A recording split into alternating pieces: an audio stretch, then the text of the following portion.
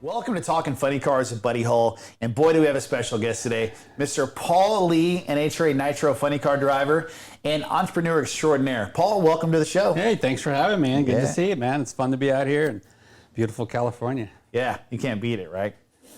So the world needs to know, why did Paul Lee decide to become a funny car driver?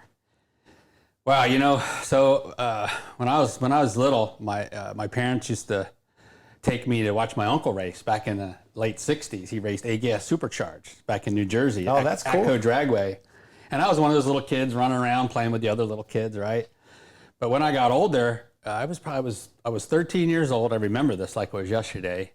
And I grew up right near Atco Raceway, and they used to have the big funny car shows. This is back in the 70s. I'm old, right?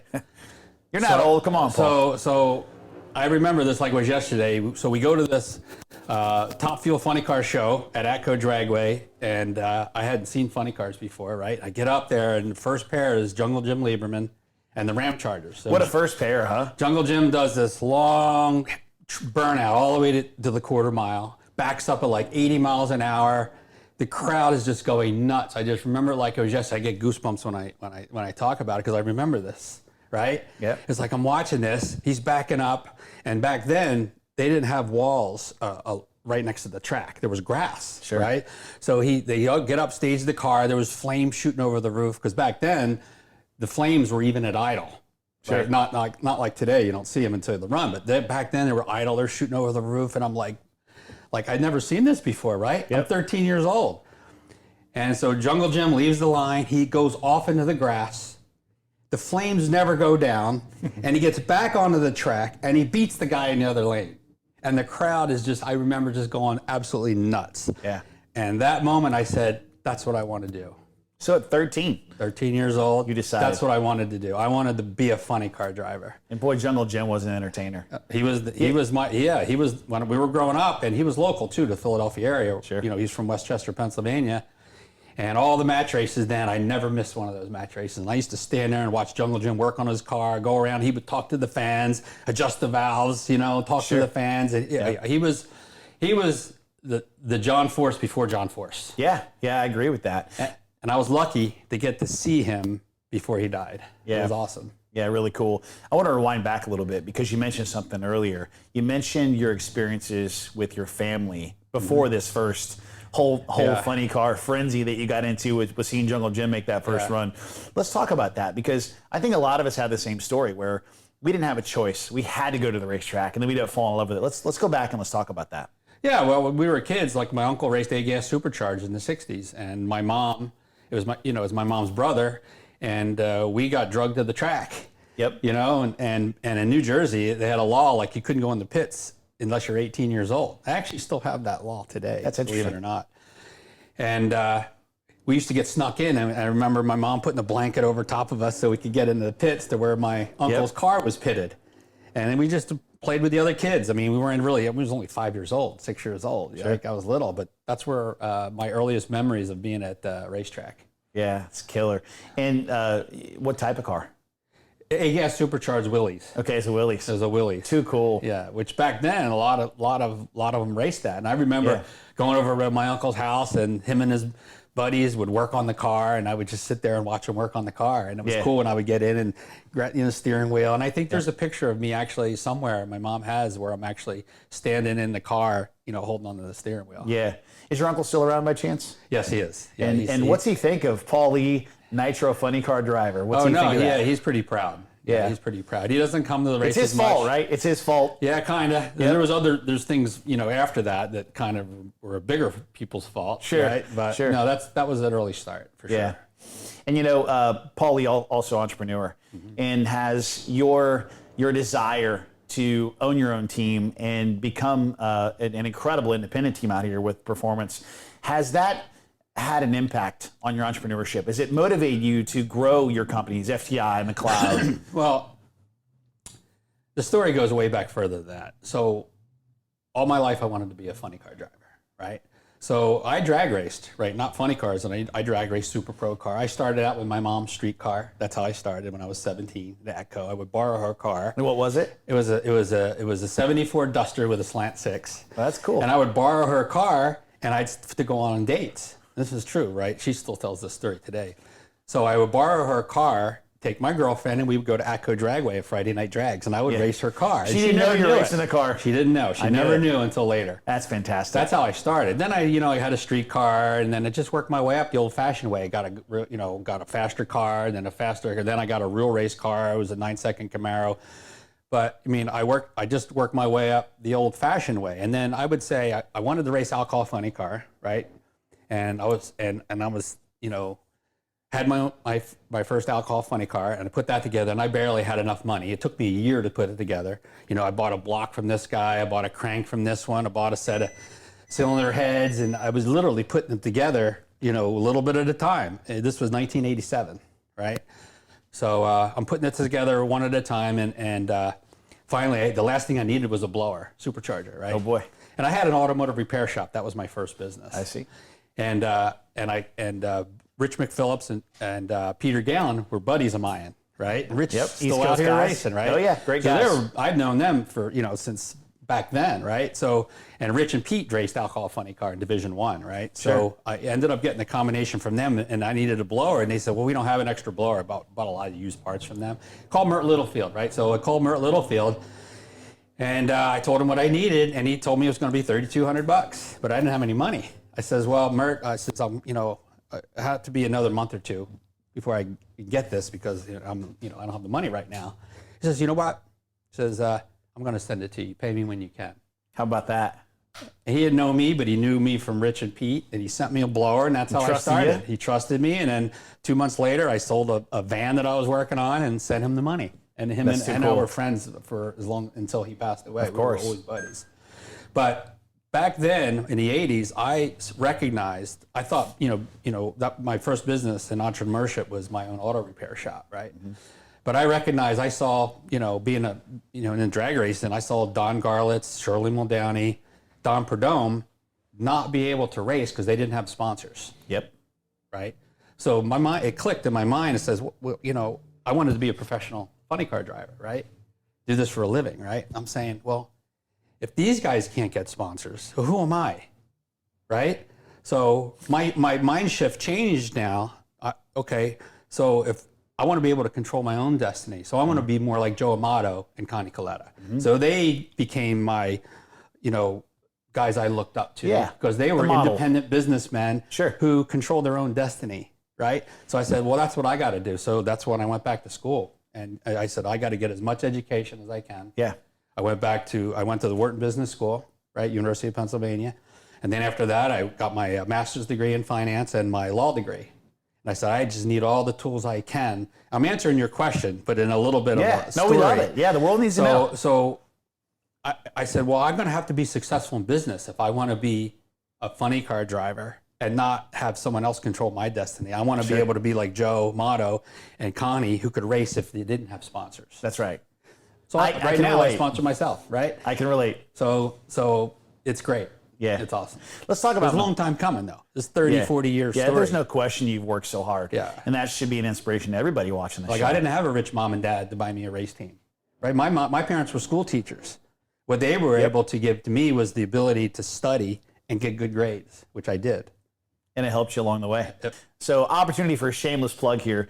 Tell us about McLeod. Tell us about FTI. I made a deal in late 2008, right after the Lehman Brothers crash, which was a whole nother story. Yeah. Well, I ended up closing the deal, bought it in December of 2008, packed some stuff. I lived in Philadelphia and went to Orange County, California, and started running this business. And it was about out of business. So that's how it started. I got this company that really needed to be built back up. Sure. So I said, I can do this. Sure. And that's what I did. I bought it, moved out to California, and just started the process of rebuilding McLeod. Yeah. And after a few years, we got a lot of our customers back. Business was doing good. It started really increasing. And then, I guess it was 2000, a little while back, we wanted to diversify driveline. We concentrate in driveline. That's our specialty. So, McLeod is a clutch company, driveline stick shift company. And then we want to diversify in the driveline space. So we ended up doing a deal with Greg and Phaedra Samuels at FTI, bought FTI, right? Added the converters and the transmissions to our line. Then we branched off again. We bought Silver Sport Transmissions, which is the largest Tremec distributor in the country, actually in the world. So we own that. And then we just started FTI Parts, which is outside of Philadelphia, which is transmission kits and converter parts, right? So we bought Powertrain Technologies, which is the small clutch company, 7 1/4, 5 1/2, 4 1/2. We added that to our line. And and then the last thing we did earlier this year, we bought Competition Clutch, which is the Sport Compact line. So we pretty much have all if you have a driveline, you need driveline part. It's coming from Paulie. We have our Wharton Automotive Group can handle that. So that's kind of the short story of how we got to where we are today. Now we have 6 different brands. And we're doing great. And the growth of your funny car team seems to be like parallel with your business growth. Well, it takes money and people, right? And it takes both money first, and then you can get the right people. Everybody can buy the same parts, right? So, but back in 19, before that, I actually, before my heart attack back in 2016, I teamed up with the Kalittas. Actually, it was at Sonoma in 2016. We announced the deal where I was driving a third funny car. I remember that, for the Kalittas. When Alexis DeJoria and Del Worsham were already driving cars, and I was added to the team. And we made a debut at the Vegas race. We did really good at Vegas, Pomona at the end of the year, and we're looking forward to a big 2017, right, for the team. And then that's when I had my heart attack, was December of 2016, so that ended all those plans. Yeah. And then after rehabbing a couple of years, it was like 2 years after my heart attack, I was able to, rehab the heart good enough. This is a funny story. So after about a year and a half of rehab, I'm in my cardiologist's office. He says, man, Paul, he says, whatever you're doing, you keep doing it. You're exercising, you're eating right. He says, because your heart's getting a lot better. So it's increasing pretty good. And I go, and I'm thinking, maybe I can drive my race car again? And he's going, yeah, you can drive your race car. Yeah, go ahead. And I says, well, I think you better come out to the race to see what kind of race car I'm talking about. Yeah, that's right. He thought I just had some kind of Camaro or Mustang that I was racing. Right? He didn't realize we're looking at 5Gs. He didn't know. So it was Pomona at the end of the year, and we were living in Orange County. So I bring him out to the races, and Del had his team at the time, and I Del's my buddy, and I asked him, I said, hey, Del, can I bring my cardiologist over to the pit when you guys warm it up and say, oh, yeah, bring him over. Do whatever you want, right? So I bring him. So he warm up the car, and he's like, whoa. He says, you drive one of these? I go, yeah. And he goes, what are those big magnetos? Or, he didn't know what they were. I said, they're magnetos, because at the time I had a pacemaker. Oh, yeah. Yeah. And he goes, that could affect that. It interfere. He goes, and then I took him up to the starting line for first round. The top fuel was running. They let me bring him up the starting line. He was so blown away. He goes, I had no idea that this was something that even existed. And that's a good example of why people should come to the race. They should. Right? Yeah, TV doesn't know justice. Oh, yeah. So he's like, we're going to have to rethink this here. We're going to have to plan this out. But make a long story short, he got me back in the seat, and Connie let me drive the car in a test session at Phoenix in the beginning of the year, the following year. And I made 3 runs in J.R. Todd's car, the DHL car. And the last run, Jono says, well, take it as far as you're comfortable. And I took it to the finish line. We ran 390, like 320 something. Yeah, it was the fastest run that car made until later in the year. And then the doctor said, no, well, you're okay. Because NHRA, for me to have my license, it was up to the cardiologist. It wasn't necessarily up to them. So he signed off my license, and then I put my own team together. And Don Schumacher said, Paul, whatever you need, come on. And I've been with DSR ever since. This is 2019. So, Paul, we talked a little bit about, your recovery from your heart attack and, getting the doctor out to the track. But, everyone in this world is looking for inspiration, and we've all had ups and downs in our lives. And for you, that was a major setback that you clearly overcame. I want to hear about that. The world needs to know about that. Yeah, back when that happened, it was totally out of nowhere. I wasn't feeling sick. It was the day after I got home from the 2016 PRI show. Had a great PRI show. I was home in California, and I was working out in my gym, and it hit me all of a sudden. I started feeling chest pains. Went downstairs, and my girlfriend at the time, I said, I think I'm having heartburn. And within 30 seconds, though, I knew it wasn't heartburn. I mean, the pain, it felt like an elephant was sitting on my chest. Sure. And I said, and it was shocking to me because I was in good health. I've always worked out. I've never smoked, don't do drugs, right? I live a healthy lifestyle. And I was like, I think you better call 911. I think I'm having a heart attack. And sure enough, within a minute and a half, I was out on the floor. I could remember things that were going on in my head, but I couldn't function. I lost vision. I couldn't walk or do anything. I couldn't respond to her. And luckily for me, this is the lucky part and why I'm still here today, is I live right across from the EMT center. How about it? Across the street. So they're at my house in 4 minutes and saved my life. How about it? And beautiful. And back when it happened, it was like, I was racing, forget about that. Even though my whole life I was worked towards getting close to my goal, and I'm going to be driving for the Kalittas, and I was excited about that. Here I have a heart attack. That's ruining my whole. So I was pretty down for a long time because I was happy to be alive. Don't get me wrong. I'm lucky to be alive. Racing's like secondary. I still have my business and my friends and family and all that. That was awesome. But I was still like bummed that, like, damn, it's just, something like this. Setback, right? Right. Big setback. Yeah. And it turns out it was hereditary in my family, heart disease. Didn't know I had it. So, but took me, like I said, I'm just going to work hard. I didn't think about racing. I just want to get back healthy to live. Right. And, because I still had a great life, wonderful life, great business, great friends, family. So I just did rehab, did what the doctor told me, and I worked hard. I have a gym in my house. I'm lucky. So I got to work out all the time and exercise and did whatever he told me. And that's when, after about a year and a half, he said, yeah, you're doing really good. So, that's how it started, is, just working real hard. And when he gave me the okay that this might be possible again, that was like, okay, now I got my purpose back and I can keep doing it. And, it was a lot of hard work. I mean, driving a funny car is physical. It is how it is. It's, takes a beating on your body. The tires shake. Yep. It's not easy on your heart.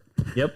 Right. So they had to be hooked up to a heart monitor when I first drove the DHL car back in the test session. I was actually hooked up to a heart monitor because the doctor wanted to see how my heart reacted. Of course. See my heart rate, all that stuff. But so it was a 6-month progress of getting to the point where I could actually be approved to drive one of these things again. So I get regular heart checkups. And it goes to show you that no matter what in life, you have a heart attack, whatever, you can still do anything. If I can come back from a widowmaker heart attack, which is 100% heart failure, and drive an 11,000 horsepower, 330 mile an hour race car, you can do anything. That brings me to my next question for you. Why Nitro funny car? There's a lot of opportunities out there. Why Nitro funny cars? Well, the first time I saw Jungle Jim run, and I got to see him a lot, I was fortunate to be in, grow up in that same area where he was at all those match races, he was there, right? Yeah. And he made it so cool, and the cars were so cool. I mean, come on, a short wheelbase top fuel car with a body on it. Yeah. If you're a car guy, that is the ultimate hot rod. This is why I love funny cars. Even to this day, I still get excited talking about funny cars. They just totally blew me away. Yep. From the time I was 13 until this second right now, I still feel the same about Nitro funny cars. Me too. They're the coolest cars on the face of the earth. Yep. I mean, they're cooler than anything. I mean, I could drive a top fuel dragster. I could drive a pro stop. No, I drive a Nitro funny car because it's the coolest effing car on the planet. Amen. And it is so much fun to drive. When I first started driving, I drove alcohol funny cars for a long time, right? And my mentor back then, and I started in 1988 driving alcohol funny cars. So I've been driving funny cars a long time. 36 is my 36th year. It's been a while, huh? So Bob Newberry was my mentor back then. Oh, what a brilliant Division One. We had tough Division One. You race in Division One. You're racing Newberry and Manzo every week, right? These guys used to kick my butt for years. But Newberry was my mentor in alcohol. And then when I started driving fuel funny cars in 2005, I was overdriving the car. It was quarter mile back then, right? Oh, yeah. And I was overdriving the car when I first started driving them. Because alcohol funny car, you can really whip that thing around. Sure. Right? And it's very forgiving. Yeah, they're not as But the Nitro sensitive. funny car is not. And then Paul Smith was my mentor in Nitro funny cars. He comes over to me at the Indy test session. He pulls me over, and I knew Paul Smith from East Coast, right? He goes, Paul, let me show you something. He takes me behind the car and he goes, what's the difference between your alcohol funny car and in this car here? Because he saw me overdriving the car. And I'm like, what's a big wing? And he goes, that's right. This thing has way more downforce. So when you turn that steering wheel, it goes. That's where it's going to go. Yep. It says you're overdriving the car. You just to get the feel and try to stay ahead of it and like bump it. Don't do this. Yeah. Try to bump it. And I said, all right, I'll try that. Straight down the track. How about it? So Paul Smith was my mentor in the Nitro funny car. He's the one that actually taught me how to drive the car. The entertainer. Yeah, the entertainer. The and we're entertainer still buddies himself. to this day. Yeah, he's a great guy. We're still buddies. But those guys are the ones that actually taught me between Bob Newberry and Paul Smith. They were my mentors in the two classes. Yeah, what a pedigree. You ever go back and talk to those guys? You ever still get advice from those guys? Oh, Paul Smith. I talk to him all the time. There you go. Like last week, we had a really good weekend. No, he's the first guy to call me. How about and say good job. But he's also the first guy to call me and say, what's going on over there? Yeah. You know? Why'd you do that? You know, yeah, no, he's still sort of my mentor to this day. Yeah. Because, you know, he'll call me every week after a race, you know, but you did good. You did good or you didn't do good, whatever that is. So what's next for Paul? You know, you're almost out here full time, but not quite full time because you have other things you enjoy doing. But what's next for Paul? Are you going to go after a championship? Or that's always been the goal. I mean, why be out here if you're not going to try to win? Sure. I mean, it's like playing poker, right? Yeah, anything competitive. You know, I'm a very competitive person, right? That's why I like poker, because it's competitive in a different way. You're using your brain to outthink somebody. That's right. So I'm very competitive. I want to win. I'm not out here to go up and down the track. I'm out here to win. And it's not easy. I mean, you need money, backing, you need the right people. And we started this team in 2019. And we're right now, I have the best car that I've ever driven, really. Yeah. Because it's consistent and fast. And that's because John Medlin and Johnny Lindbergh and the team that we have now, that's what's making it happen. You know, we're high-speed jockeys, man. You and That's what we are. Right? You're only as good as your horse. That's right. 100%. Right? You could be the best jockey in the world. If you don't have a fast horse, you're not going to win. That is right. So, you know, being a high-speed jockey and having John and Johnny and the team that we have a really good group of guys and girls, too. We have girls on our team. And they're giving me a good race car, which gives the driver confidence. You know how it is being a driver. Big time. If you have a good car, it gives you more confidence and you can do better. That's right. Right? So, yeah, the goal is to be out here full-time competing for a championship. That's why I'm here. Otherwise, I'll do something else. And, Paul, it is now officially time for the Funny Car Fast Five. Who's your favorite driver? Current driver or past? Either. Tom the Mongoose McEwen was always my favorite. He was like a second dad to me. How about it? Yeah, and until he passed away, he was right there. And I'll tell you what, if he was still around, he'd be super proud of what Steve and I have put together right now. He's the one that kind of said, "You guys got to do this," and he was always behind me. He would always supported me. And what about your favorite racetrack? Well, Englishtown's my favorite racetrack because I grew up there. And of course. I never missed a Summer Nationals since junior high, 1974. I went to every single Summer Nationals, and I actually won that race in 2004, now called Funny Car. But it's no longer there, so I would say Maple Grove now. Fantastic. Your favorite race car of all time? Could be yours or somebody else's. Oh, my favorite race car is the one I have right now. I don't blame you. It's an awesome car to drive. I love Yeah. driving it, and it's drivable. These guys did a great job of giving me a really good race car, and it makes it more fun when you have a car that you can drive. Best race of all time, whether you're in the seat or out of the seat. Wow. Okay, so the best funny car race ever was the 74 Summer Nationals. And to this day, that's the best funny car race ever. Al Segrini against Jungle Jim Lieberman. That was my first Summer Nationals. Killer. Al Segrini, Jungle Jim did a wheel stand the whole length of the track and never lifted. Are you kidding me? And Al Segrini passed him at the end. Still to this day, the most exciting funny car race of all time. Killer. Describe what it's like to drive that McLeod fuel funny car in just 15 seconds. Well, I'll tell you what, you know, it's the, you know, e-ticket ride, like the wickedest roller coaster you could ever be on. It's 10 times better than that. How about it? I mean, it's the I always call it the ultimate hot rod. So when you have to drive it, this is not, you know, guiding, you know, cars or whatever. You have to drive this, manhandle this thing, and you have to be ahead of it. And you can't let up until you're past the finish line with the chutes out. It's just a blast. Yep. The best thing in the world is driving. Coolest thing on the planet, right? It's the coolest thing. Yep. And there you have it, ladies and gentlemen. Paul, thank you so much for coming on the show. Thanks for having me. We loved having you. Thanks. And good time. Everyone, please come back. Check out the NHRA TV for future episodes, and we'll see you there.